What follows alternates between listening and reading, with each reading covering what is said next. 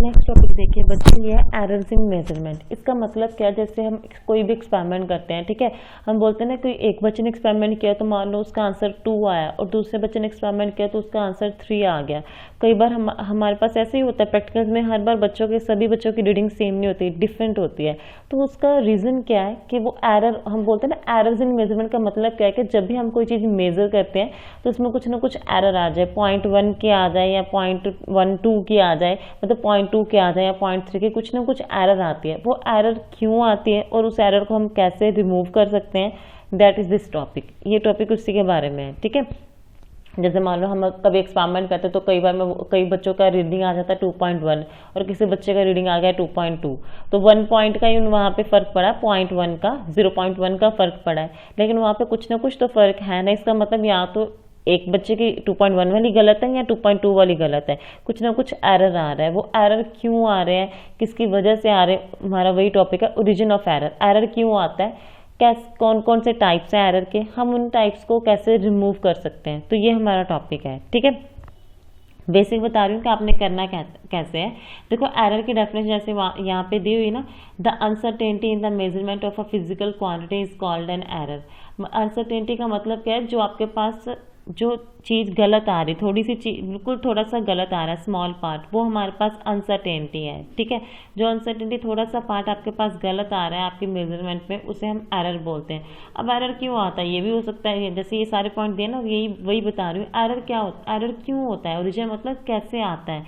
बच्चे ये भी हो सकता है कि कोई बच्चा परफॉर्म कर रहा है एक्सपेरिमेंट, लेकिन उसने ध्यान से नहीं पढ़ा कि अगर वहाँ पे रीडिंग 2.2 आ रही है और आपने नोटबुक पे 2.1 लिख दिया गलती से, तो उसकी वजह से भी एरर आ जाता है। कई बार एरर हमारे पास अच्छे टाइप्स ऑफ एरर में, अब पहले तो ओरिजिन ऑफ एरर में यही था कि कई बार बच्चों की लापरवाही हो जाती है, उसकी वजह से कई बार इंस्ट्रूमेंट में प्रॉब्लम होती है, उसकी वजह से हमारे पास एरर आता है। तो पहले हम देखेंगे कि एरर कौन कौन से टाइप के होते हैं। जैसे सिस्टमेटिक एरर है, रैंडम एरर है, कांस्टेंट एरर है। सिस्टमेटिक एरर का मतलब है कि जहाँ पे हमारे पास इंस्ट्रूमेंट की एरर आ जाती है कि अगर मान लो कि स्केल 15 सेंटीमीटर का है लेकिन वो मेजरमेंट 15.1 की कर रहा है, तो वो 0.1 हमारे पास किसकी वजह से आ रहा है, स्केल की एक एरर है ना, तो उसे हम इंस्ट्रूमेंट एरर बोलते हैं, ठीक है। और भी जैसे यहाँ पे लिखा ना, instrument systematic error of 3 types, जहाँ पे इंस्ट्रूमेंटल एरर में भी फर्दर आता है। जैसे जीरो एरर बच्चे फर्स्ट एक्सपेरिमेंट में हमारे पास यूज़ होता है। अभी मैं आपको कल या परसों डालूंगी फर्स्ट एक्सपेरिमेंट की वीडियो, तो उसमें मैं बताऊंगी जीरो एरर होता है कि। एक बार जनरली बता देती हूँ कि जब भी हमारे पास अगर 2 स्केल हैं, जैसे वर्नियर कैलिपर मैंने दिखाया था कि वर्नियर कैलिपर में हमारे पास 2 स्केल होते हैं, एक वर्नियर स्केल एक मेन स्केल। तो अगर दोनों की जीरो एक दूसरे के ऊपर कोइंसाइड कर रही है तब हम बोलेंगे वहाँ पे कोई एरर नहीं है, अगर नहीं करते तो वहाँ पे जीरो एरर है कुछ ना कुछ, ठीक है। ऐसे बस ये जनरल आपने करना, ये सारा करने की ज़रूरत नहीं है, ठीक है। उसके बाद देखो नेक्स्ट हमारे पास अब जीरो एरर को ख़त्म कैसे कर सकते हैं। पहले तो या तो इंस्ट्रूमेंट ठीक होना चाहिए, या फिर जितनी भी एरर आपके पास आ रही है 0.1 या 0.2 की, वो आप क्या कर दोगे, आंसर में से माइनस कर दोगे। बच्चे बैकलैश एरर जो यहाँ पे लिखा था, बैकलैश एरर का मतलब क्या है कि कोई भी स्क्रू वगैरह किसी भी इंस्ट्रूमेंट का कोई ढीला होता है, उसकी वजह से भी आपके पास क्या हो जाता है, एरर आ जाती है।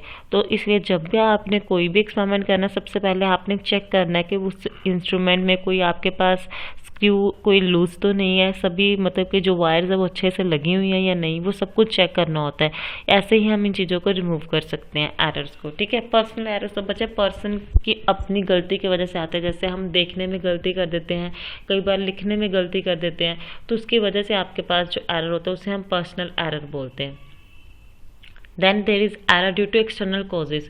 बच्चे कई इंस्ट्रूमेंट ऐसे होते हैं जिन पे हमारे पास टेम्परेचर का इफेक्ट पड़ता है। जैसे मान लो अगर आज 40 डिग्री टेम्परेचर है, कल 35 होगा, तो टेम्परेचर के चेंज होने से भी आपके पास जो रीडिंग्स चेंज हो जाती है, तो उसे हम बोलते हैं error due to external factor. External factor मतलब जो हमारे हाथ में नहीं है। टेम्परेचर चेंज हो रहा है, अगर आज 40 है तो उसकी रीडिंग कुछ और होगी, कल 35 है तो उसकी रीडिंग कुछ और होगी, तो हम बोलते हैं कि वो error due to external causes है, ठीक है। जितना जितना बोल सिर्फ उतना ही करना है आपने।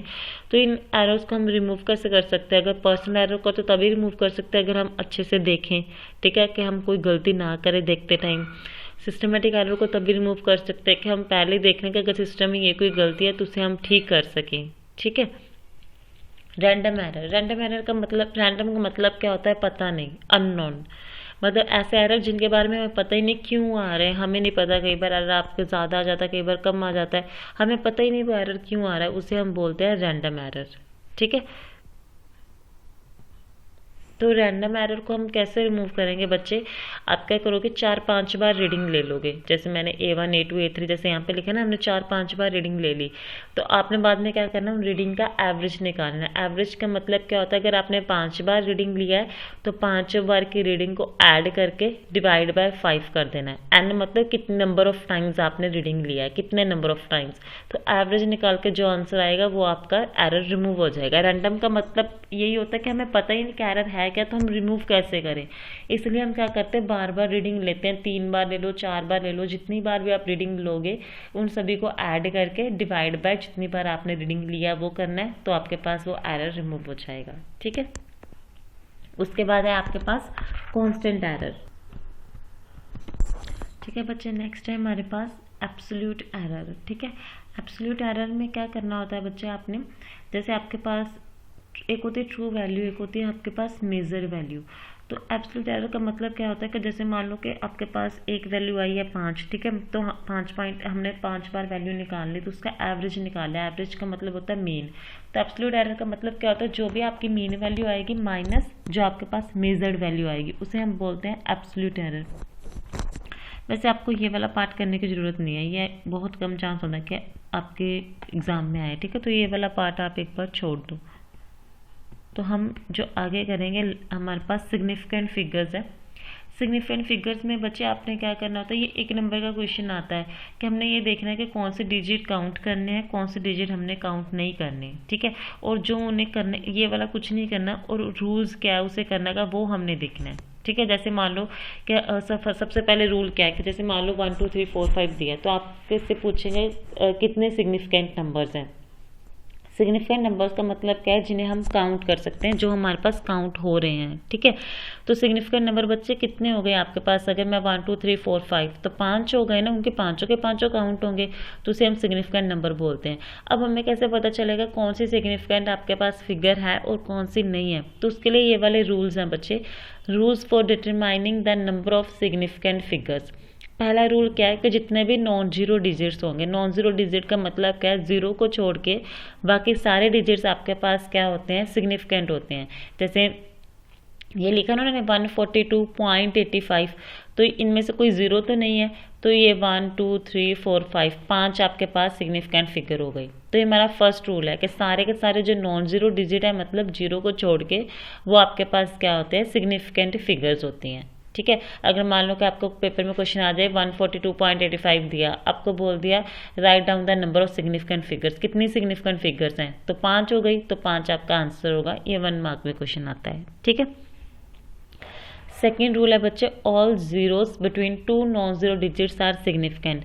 मतलब क्या है कि जितनी भी जीरोस होंगी, हमें पता है वैसे तो जीरोस आपके पास सिग्निफिकेंट फिगर नहीं है, सिर्फ नॉन जीरोस सिग्निफिकेंट फिगर होती हैं, लेकिन जितने भी अगर जीरोस वो आपके पास नॉन जीरोस के बीच में आ रहा है, तो आपके पास वो भी सिग्निफिकेंट काउंट होता है। मतलब क्या है, अगर जो जीरोस हैं वो आपके पास कोई न्यूमेरिकल वैल्यू और के बीच में आ रहा है, जैसे 7 है 8 है, इन दोनों के बीच में जीरोस आ रही है ना, तो ये सारी तब भी आपके पास क्या होंगी, काउंट होंगी। तो इसका मतलब यहाँ पे सिग्निफिकेंट फिगर्स कितनी हो गई, 1 2 3 4 5 6 सिग्निफिकेंट फिगर्स हो गई आपके पास।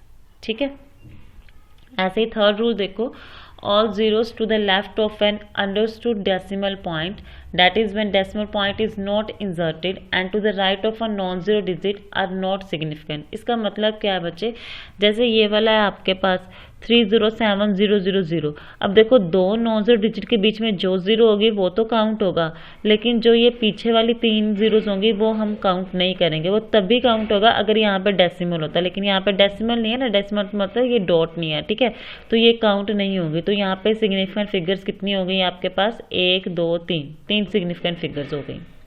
ठीक है, ऐसे देखो, अब अगर यहीं पे डॉट आ गया, ठीक है, डॉट के बाद यहाँ पे मैंने क्या बोला था, ये वाली क्यों नहीं काउंट होगी, क्योंकि ये वाली जीरो काउंट हो रही है क्योंकि ये दो नॉन जीरो डिजिट के बीच में है, और ये वाली काउंट नहीं होगी। लेकिन इसमें देखो ये वाली 0 काउंट होगी और ये वाली भी काउंट होगी। क्यों होगी? क्योंकि ये डेसिमल के आगे हैं और डेसिमल के पीछे हैं। अगर डेसिमल के आगे वाली जो होंगी ना, अब देखो डेसिमल के आगे वाली काउंट होगी या डेसिमल के पीछे वाली, वो देखो। जो डेसिमल के आगे होंगी वो डिजिट्स काउंट होंगे, जो डेसिमल के पीछे हैं वो नहीं काउंट होगी अगर 0 है तो। अब देखो डेसिमल के आगे वाली जो ये टर्म्स हैं ये सारी काउंट होगी और डेसिमल के पीछे अगर 0 है तो वो काउंट नहीं होगा। तो यहाँ पे फिर आपके पास कितने सिग्निफिकेंट फिगर हो गए? 1 2 3 4 5 6। और यहाँ पे देखो डेसिमल के आगे वाली जीरोस काउंट होंगी, डेसिमल के पीछे वाली 0 काउंट नहीं होगा क्योंकि इसके पीछे कोई नॉन जीरो डिजिट नहीं है, तो इससे ये काउंट ही नहीं होगा। अगर होता तो ये भी काउंट होता। ठीक है, तो यहाँ पे कितने सिग्निफिकेंट फिगर हो गए? 1 2 3 4 5, 5 सिग्निफिकेंट फिगर हो गए। ठीक है बच्चे, ऐसे ही आपने आगे वाले जो रूल्स है ना वो मैं नेक्स्ट लेक्चर में करवाऊंगी और नेक्स्ट लेक्चर में आपका जो यूनिट है वो कंप्लीट हो जाएगा। एक बार यहाँ तक अगर कोई भी डाउट होगा, कुछ भी नहीं क्लियर होगा, कोई भी डाउट होगा किसी क्वेश्चन में भी, तो वो पूछ लेना। ठीक है, और जो ये वाला पार्ट है ना बच्चे, ये एब्सोल्यूट एरर वाला, ये वाला जो पार्ट है ये वाला एक छोड़ देना, ये वाला एरर एनालिसिस और प्रोपेगेशन ऑफ एरर, ये वाला एक बार छोड़ देना। ठीक है, ये मैं आपको फिर करवाऊंगी, ये वाला करना है हमने, लेकिन एक बार ये छोड़ के हम पहले क्या कर रहे हैं, सिग्निफिकेंट फिगर वाला ये कर रहे हैं पार्ट। ये सिग्निफिकेंट फिगर हो जाएगा ना, ये वाले सारे आपके पास रूल्स हो जाएंगे, इसके कुछ न्यूमेरिकल्स है, ये वाला पार्ट। अगर जब ये हो जाएगा उसके बाद हम ये वाला स्टार्ट करेंगे। सिर्फ इसे एक लेक्चर और चाहिए और आपकी ये यूनिट कंप्लीट हो जाएगी। ठीक है, तो अगर कोई भी डाउट होगा, किसी भी टॉपिक में कुछ नहीं पता चल रहा, तो वो आप पूछ लेना। Thank you.